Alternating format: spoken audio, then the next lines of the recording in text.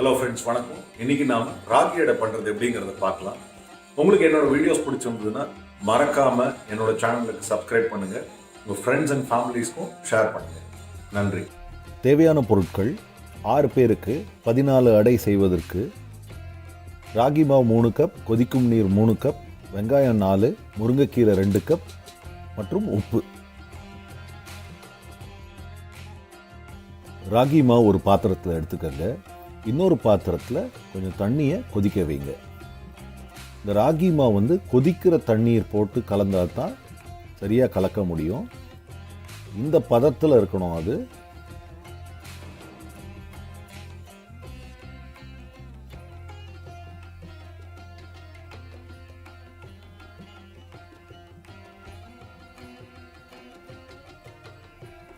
நீங்கள் முடிக்கிறச்சு இந்த பதத்தில் இருக்கணும்.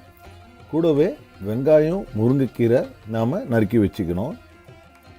நறுக்கின முருங்கைக்கீரை, வெங்காயம் அளவு உங்களுக்காக நான் இப்போ காட்டுறேன்.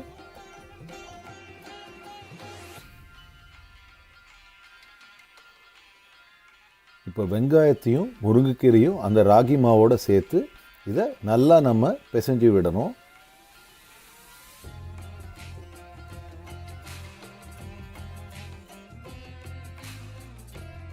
நல்லா பிசைஞ்சு இந்த மாதிரி உருண்டையாக பண்ணி வச்சுக்கணும். இப்போ ஒரு அலுமினியம் ஷீட் எடுத்துக்கோங்க. அலுமினியம் ஷீட் இல்லைன்னா நீங்கள் சாதாரண துணியும் யூஸ் பண்ணலாம்.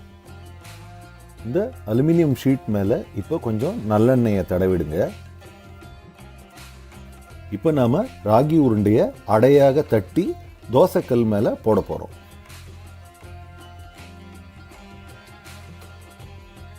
இப்போ மிதமான சூட்லேயே இருக்குது தோசைக்கல்.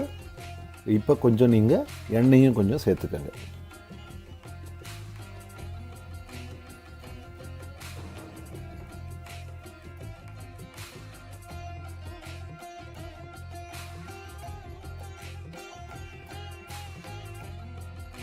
மிதமான சூட்லேயே இருக்கட்டும். இப்போ ஒரு பக்கம் முருகலான பிறகு அதை திருப்பி போடுங்க. மிதமான சூட்லேயே அதை பண்ணுங்க. 2 பக்கமும் முருகலான பிறகு அதை எடுத்து நீங்கள் பரிமாறலாம். இப்போ சுட சுட சுவையான ராகி தோசை தயார்.